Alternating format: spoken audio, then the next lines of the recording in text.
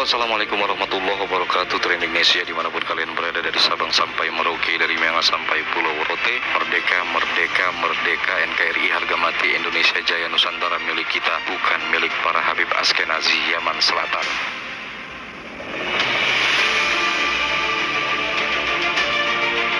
Dendam keluarga Habib Ba'lawi kepada Syekh Abdul Qadir Al-Jailani karena memberi petunjuk kepada Salahuddin Al-Ayyubi untuk menghancurkan kesesatan dinasti Fatimiyah yang ternyata merupakan leluhur dari kaum Habib Askenazi Yaman Selatan.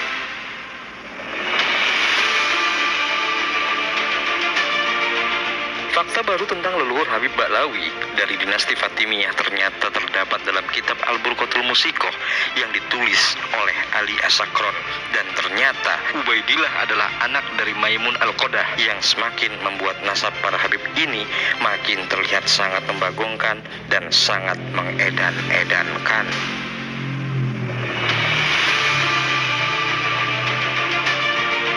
Terdapat tulisan yang sangat jelas tertulis dalam kitab Al-Burqatul Musikoh, Wabi Walidihi Al-Maimun. Lalu kemudian dengan kecerdikannya si Ali As-Sakron merubah nasab Ubaid yang sebagai anak Maimun menjadi anak dari Ahmad bin Isa.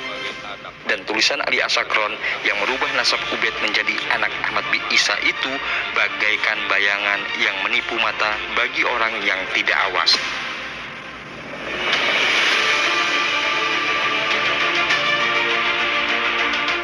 Dari kitab Syiar A'lam An-Nubala karya Imam Az-Zahabi, misalnya saja, memang kuat dugaan Ubaid adalah putra Maimun Al-Qodah yang berjuluk sebagai sang penolong, yang pernah membawa kabar gembira tentang klaim kedatangan Imam Mahdi Al-Muntador. Bapak dan anak inilah yang kemudian meletakkan pondasi dasar berdirinya dinasti besar bernama Kekhalifahan Fatimiyah.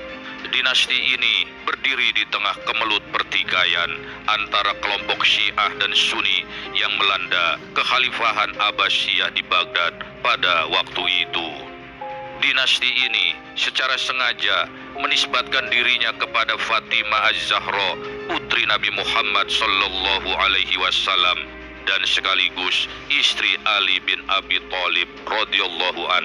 Inilah klan atau dinasti pertama yang mengklaim dirinya sebagai keturunan garis lurus dari pasangan Ali bin Abi Thalib dengan Fatimah Az-Zahra binti Rasulullah sallallahu alaihi wasallam. Setelah kematian Ubaidillah bin Maimun, tampuk pimpinan diambil alih oleh Abu Abdullah Al-Husain yang dikenal pula sebagai Sa'id ibnu Husain Al-Ismailiyah, yang melalui propagandanya mampu menarik simpati suku Kitamah dan suku-suku Arab maupun Afrika untuk menjadi pengikut setianya. Dengan kekuatan ini, Sa'id ibnu Husain Al-Ismailiyah bahkan berhasil mengalahkan pasukan Jiyadatullah selaku penguasa Afrika Utara pada saat itu. Syiah Ismailiyah mulai menampakkan kekuatannya setelah tampuk pemerintahan Fatimiyah dijabat oleh Sa'id ibnu Husain Al-Ismailiyah yang kemudian menisbahkan dirinya dengan gelar Ubaidillah Al-Mahdi. Atas saran dari Syekh Abdul Qadir Al-Jailani yang khawatir Mesir akan jatuh ke tangan pasukan salib Eropa, maka Kekhalifahan Abbasiyah menyerbu Mesir di bawah pimpinan Salahuddin Al-Ayyubi dan Syirkuh. Setelah berhasil mengambil alih kekuasaan, Syirkuh dinobatkan menjadi wazir hingga pada tahun 565 Hijriah atau setara dengan tahun 1117 Masehi. Setelah Syirkuh wafat, jabatan wazir diserahkan kepada Salahuddin Al-Ayyubi. Selanjutnya, Salahuddin mengambil kekuasaan sebagai khalifah setelah Al-Aidid, khalifah terakhir dinasti Fatimiyah, wafat. Dengan berkuasanya Salahuddin, maka diumumkan bahwa kekuasaan Daulah Fatimiyah berakhir. Terbentuklah dinasti Ayyubiyah sekaligus mengubah orientasi dari paham Syiah ke paham Sunni. untuk mengantisipasi perlawanan dari sisa-sisa pendukung Fatimiyah. Lagi-lagi atas saran Syekh Abdul Qadir Al-Jailani, Salahuddin membangun benteng bukit di Muqattam dan dijadikan sebagai pusat pemerintahan dan militer. Hingga kini bangunan benteng dimaksud masih berdiri kokoh di kawasan pusat Misral Qadim atau Mesir Lama.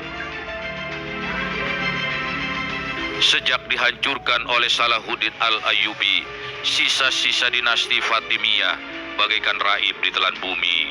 Para sejarawan Islam menduga hal ini terjadi karena keengganan keturunan Fatimiyah untuk mengiklankan nasab mereka sebagai zuriyah Nabi. Di samping karena takut kepada penguasa, ditambah lagi karena penyembunyian nama-nama para pimpinan mereka sejak Muhammad bin Ismail hingga Ubaidillah Al-Mahdi. Klan ini kembali mencoba bangkit setelah Ali Abu Bakar As-Sakron menulis kitab Al-Burqa Al-Musyiko di abad 9 Hijriah.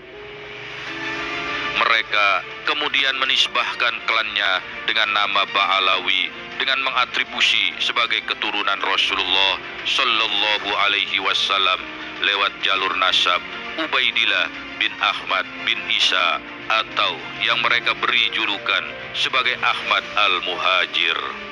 Dengan demikian, akhirnya diketahui sisa-sisa keluarga dinasti Fatimiyah ini rupanya telah melarikan diri ke wilayah Yaman. Selama sekian waktu, mereka bersembunyi di balik Taqiyah sebelum akhirnya Ali As-Sakron menulis kitab Al-Burqa Al-Musyiko.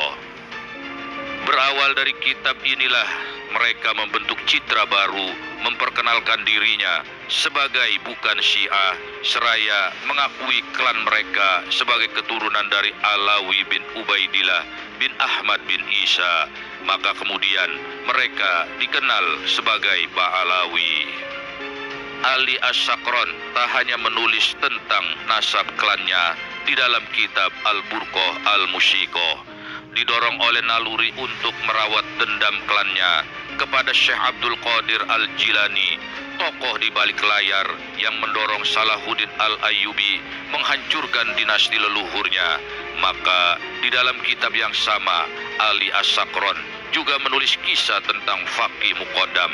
Nama yang disebut sebagai porosnya kaum Alawiyin ini dibangun dengan glorifikasi sedemikian rupa sehingga disebutkan telah mencapai derajat kewalian yang mengalahkan seluruh para wali di dunia. Tentu saja tak terkecuali Syekh Abdul Qadir Al-Jailani yang bergelar sebagai Sultanul Awliya, yang berarti raja dari seluruh para wali.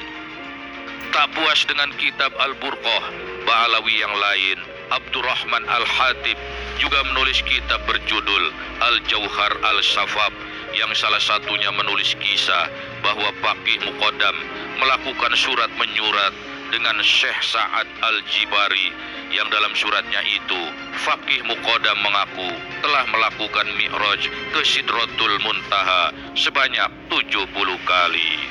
Inilah yang membuat banyak kalangan umat Islam terpaksa harus mencibiri tokoh Faqih Al-Muqaddam ini, sehingga skenario untuk menggeser kedudukan Syekh Abdul Qadir Al-Jailani dengan Thariqat Qadiriyahnya menjadi gagal total. Thariqat Faqih Al-Muqaddam yang disebut juga sebagai Thariqat Alawiyin tetap menjadi hal asing bagi umat Islam Nusantara pada umumnya. Belum lagi kenyataan sejarah menunjukkan pula dengan gelar yang disebut penulis kitab Al-Musra' Al-Rawi disebut sebagai Syekh Musayyibul Islam atau guru besar ilmu agama Islam, dan Ilmul Ulama'ul Alim yang berarti ilmunya kaum ulama kenamaan.